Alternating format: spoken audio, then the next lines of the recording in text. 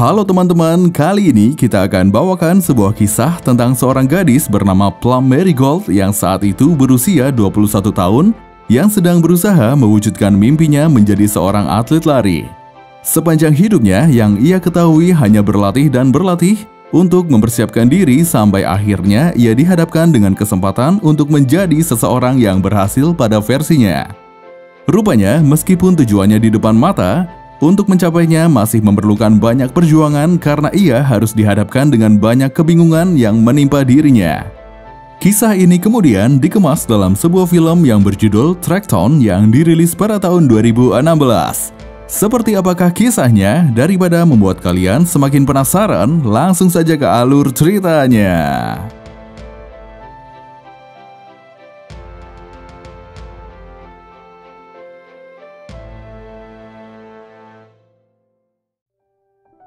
Kisah dimulai saat Plum melakukan rutinitas yang tidak boleh ia lewatkan sehari pun, yaitu berlari.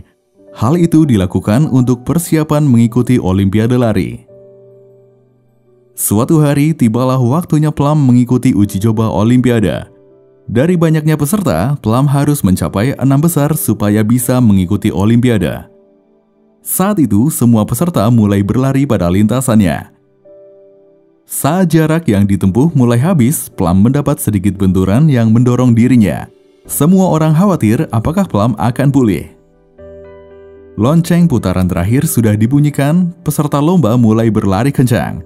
Hingga pembawa acara mengumumkan Leger, Siegel, Hurst, Smith, Anderson, dan terakhir Plum masuk ke babak final. Sesuai arahan pelatihnya tadi, Plum hanya perlu masuk 6 besar supaya bisa masuk ke babak final. Sayangnya, Plum terlihat sangat kesakitan setelah ia menyelesaikan trek 5.000 meternya. Bahkan, ia dibantu berjalan oleh pelatihnya saat ia melakukan wawancara.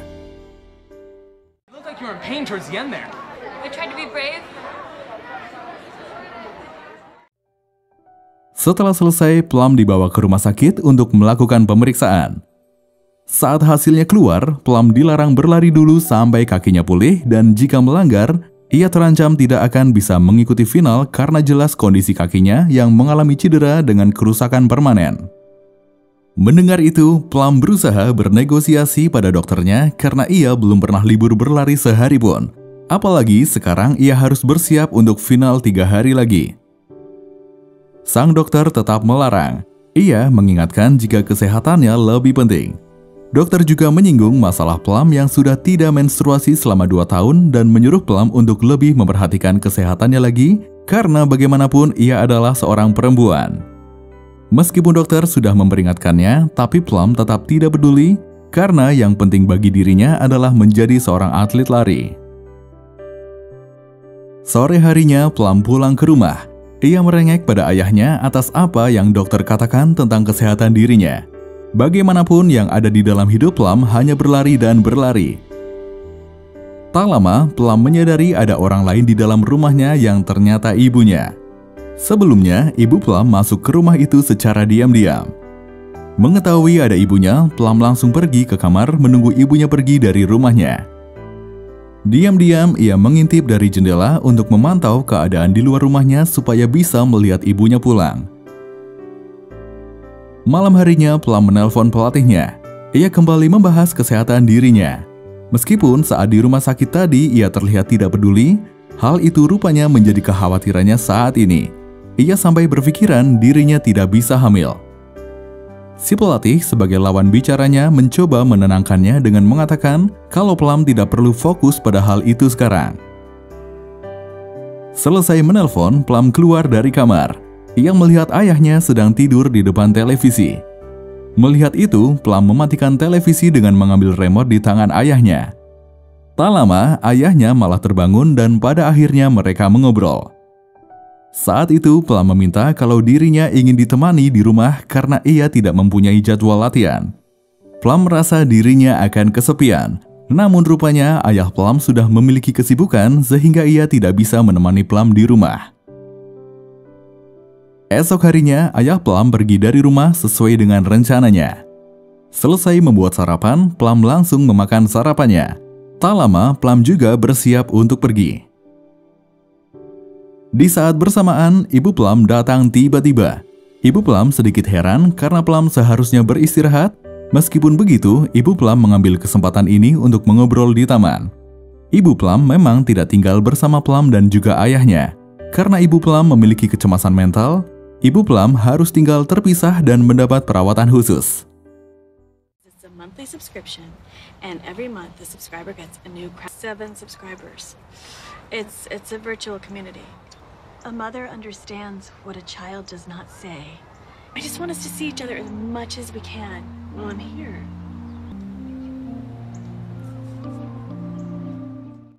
Selesai mengobrol dengan ibunya, Plum pergi mengunjungi temannya untuk mengajak ia menemani Plum berlari. Namun teman Plum sedang asik bersama teman laki-lakinya. Selain itu, yang paling penting ia mengetahui kalau Plum tidak boleh berolahraga dan harus beristirahat total. Plum tetap bersikeras mau melakukan latihan ringan saja. Akhirnya, teman Plum mengancam Plum kalau ia akan menghubungi pelatihnya. Hal ini membuat Plum menyerah dan pergi. Plum tidak ingin pulang ke rumah, ia pun terus berjalan menyusuri kota. Ia selalu berpapasan dengan pasangan, hanya ia yang jalan sendirian. Akhirnya, Plum memutuskan untuk pergi ke toko roti langganannya. Saat itu, toko rotinya ternyata tutup, namun setelah pemilik menyadari kalau ia adalah Plum, ia pun segera mempersilahkannya masuk. Saat itu, Plum ditawari sandwich. Kemudian, Plum meminta sandwich berisi daging kalkun. Mendengar itu, ia pun segera membuat pesanan. Saat itu pula, Plum mengetahui lelaki yang membuat roti itu bernama Sawyer. Sambil menikmati makanannya, Sawyer dan Plum saling berbincang. Sawyer sendiri biasanya hanya sendirian saat menutup tokonya. Sedangkan Plum juga biasanya berlatih pada jam itu, namun saat itu Plum sedang memulihkan diri untuk persiapan kompetisi yang lebih besar.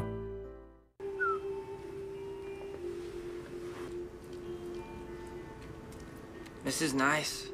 Normally, I practice right now. Oh, but not... Everyone gets nervous.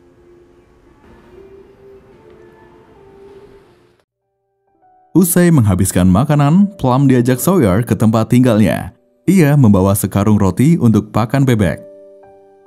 Sesampainya di tempat Sawyer, Plum dikenalkan ke teman-temannya, lalu ia dibawa ke tempat tinggal Sawyer yang sesungguhnya yaitu camper van. Plum begitu takjub dengan lingkungan Sawyer karena lingkungan ini baru untuknya. Lebih takjub lagi saat Plum melihat camper van milik Sawyer.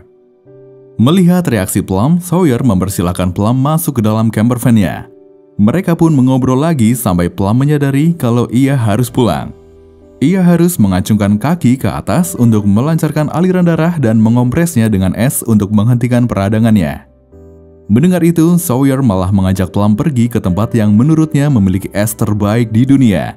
Karena mendengar itu, akhirnya Plum setuju pergi ke tempat itu. Plum segera masuk ke dalam van lalu menaikkan kaki kanannya ke dashboard. What happened? It's just, I really should be elevating my leg today. Do you need to lie down? I think maybe I should go home. No. This place has the...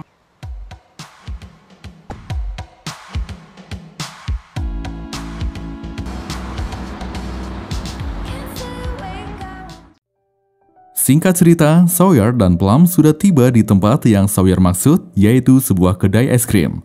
Saat itu, Sawyer langsung mengajak Plum untuk memesan. Sawyer terkejut karena Plum mengenal seseorang yang menerima pesanannya. Orang tersebut adalah mantan pacar Sawyer.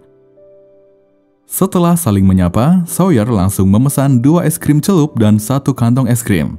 Keduanya langsung duduk untuk menikmati es krim mereka. Tak lama, di tengah-tengah percakapan Sawyer dan Plum, mantan pacar Sawyer malah datang bergabung membuat Plum sedikit canggung. Akan tetapi, ia berhasil mencairkan suasana karena Plum memang cukup terkenal.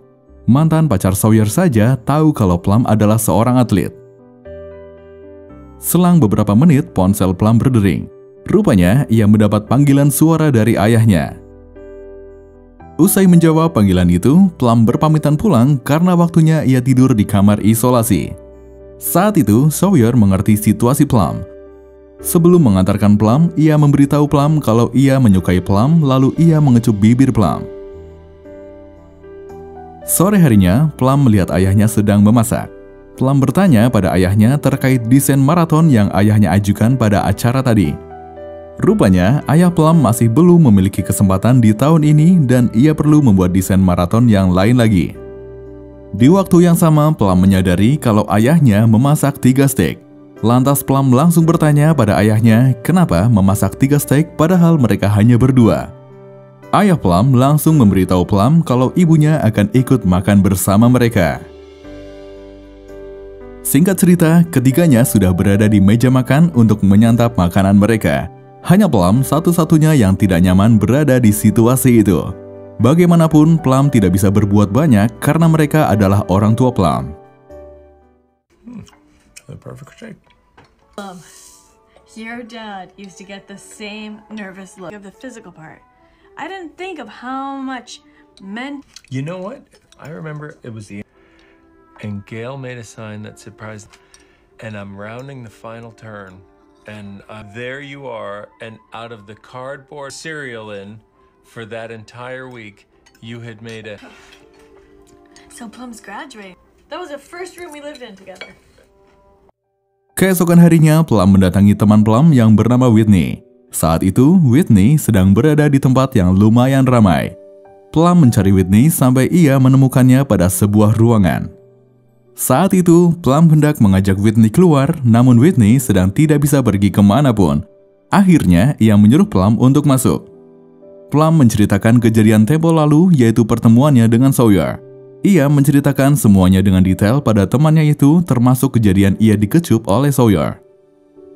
Usai bercerita, Plum memutuskan untuk pergi, kemudian ia menghubungi Sawyer untuk menanyakan apakah ia sedang sibuk. Selang beberapa waktu, Plum sudah berada di toko kue Sawyer. Saat itu, Sawyer sedang mencoba resep baru. Plum mengamati barang-barang yang ada di dalam ruangan itu. Tak lama, Sawyer mendekati Plum. Ia memuji Plum karena pakaian yang ia kenakan. Lalu, ia semakin mendekati Plum. Plum malah mencondongkan kepalanya lalu mengecup Sawyer terlebih dahulu. Sawyer sangat takjub atas hal itu karena Plum sangat pemberani dan ia suka. Setelah itu, mereka berbaring bersama sambil mengacungkan kaki ke atas. Saat itu, Sawyer menyadari kalau kaos kaki Plum berlubang. Plum menjelaskan kalau kaos kaki yang ia kenakan adalah kaos kaki keberuntungan. Ia selalu memakai kaos kaki itu. Mengetahui itu, lantas Sawyer bertanya pada Plum, kalau Plum menjadi atlet Olimpiade, apakah ia akan pergi dari Eugene? Plum memberitahu Sawyer, atlet lari memang sering bepergian. Bagi Sawyer, itu kesempatan bagus. Dengan begitu, mereka bisa sering bepergian. Namun, yang perlu diketahui, Sawyer tidak akan bepergian. Mendengar itu, tentu Sawyer membantah. Ia tentu akan bepergian kalau ia mempunyai alasan. Sawyer pun langsung duduk dan mencium Plum. Kedua tangannya melepaskan pakaian Plum. Menyadari itu, Plum melepaskan ciumannya. Ia merasa tidak percaya diri. Ia meminta maaf pada Sawyer karena tubuhnya berotot seperti laki-laki. Namun Sawyer meyakinkan Plum bahwa itu bukan masalah. Sawyer mencium Plum kembali, kemudian ia juga melepas pakaiannya. Sebelum lebih jauh, Sawyer bertanya pada Plum apakah tidak apa-apa kalau ia bertindak lebih jauh. Kemudian Plum menjawab kalau mereka terlalu cepat. Mendengar itu, Sawyer bertanya lagi apakah ada batas kecepatan dalam berlari. Plum menjawab tidak ada batasan yang tepat, namun mereka boleh memutuskan sanggup atau tidaknya mengusahakan kecepatan itu. Setelah mendengar Plum menjawab itu, Sawyer mencium Plum kembali, kemudian tak lama Plum melepaskan Sawyer. Ia beralasan akan bertemu partner latihannya karena memang sudah memiliki jadwal bertemu. Sawyer sempat menahan Plum, namun tidak berhasil karena Plum tetap harus menemui partner latihannya.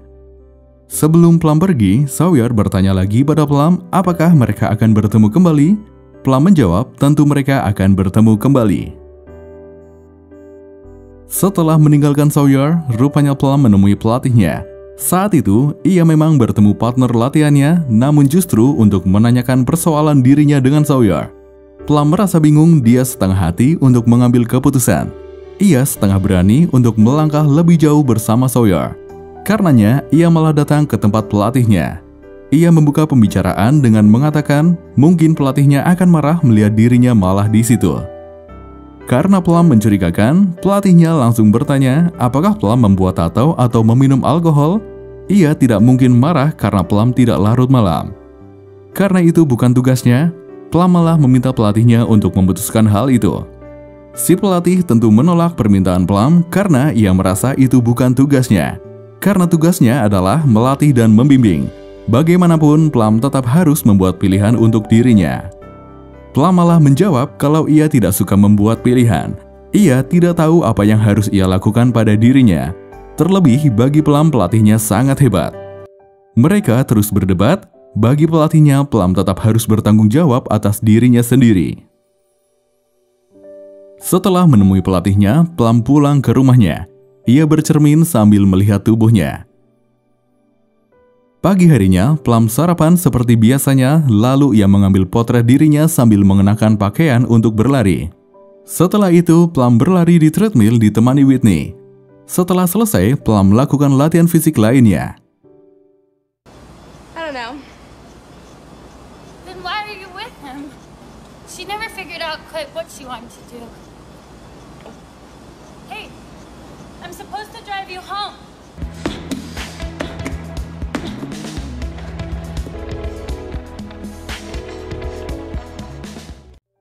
Setelah selesai, Plum hendak pulang. Ia malah bertemu dengan Sawyer yang kemudian mengajaknya pergi. Plum menolak karena ia harus tidur siang. Ia tidak boleh melewatkan latihannya. Sawyer tetap membujuknya dengan mengatakan kalau Plum perlu menemukan waktu untuk bersenang-senang setiap harinya. Plum juga meyakinkan Sawyer kalau ia tidak bisa menjadi dirinya yang seperti sekarang jika mengikuti apa yang Sawyer katakan baru saja. Plum kemudian pergi meninggalkan Sawyer. Dalam kepalanya mengatakan kalau ia hidup untuk berhasil, tidak untuk menyenangkan orang lain. Saat sampai rumah, Plum malah terkejut melihat rumahnya yang rapi sekaligus berantakan di beberapa sudut. Ia menemukan ayahnya sedang merapikan rumah. Plum tiba-tiba saja sengaja menjatuhkan mangkuk. Ayahnya sontak menghadap ke arah jatuhnya pecahan itu dan hendak membersihkannya. Plum langsung mendekati pecahan itu dan hendak memungutnya, namun ayah Plum langsung melarangnya karena ia takut Plum akan terluka. Tiba-tiba Plum mengeluarkan kegudahannya selama ini. Plum mengatakan kalau ia ingin membuat ayahnya bahagia, namun yang Plum yakini, ayahnya selalu dalam kesulitan karena situasi keluarganya. Ayah Plum kemudian meyakinkan Plum kalau ia sudah sangat bahagia dengan hidupnya. Ia bahagia menjadi bagian dari Plum. Apalagi Plum seorang atlet hebat yang sebentar lagi akan mengikuti uji coba Olimpiade. Ia yakin Plum akan menang. Mendengar itu, Plum sangat terharu. Ia meminta maaf dan memeluk ayahnya. Plum masuk ke kamarnya, kemudian ia melihat pouch kecil. Tiba-tiba ia teringat sesuatu. Plum pergi keluar rumah dan memetik raspberry. Setelah selesai, ia membawa raspberry itu ke tempat ibunya untuk memberikan raspberry itu. Rupanya, Plum juga ingin meluruskan sesuatu terhadap ibunya. Kali itu, dengan berani, Plum mengatakan bahwa ibunya bukanlah ibu untuk Plum, melainkan Jack in the Box. Mendengar itu, ibu Plum merasa cukup tertekan. Ia memberitahu Plum kalau ia tidak boleh stres. Kemudian Plum melanjutkan kalimatnya kalau ia dan ayahnya sudah memutuskan kalau ia tidak perlu ibu. Ia boleh memperbolehkan ibunya ada di dalam hidup Plum, namun menyuruh ibunya mencari peran lain selain ibu.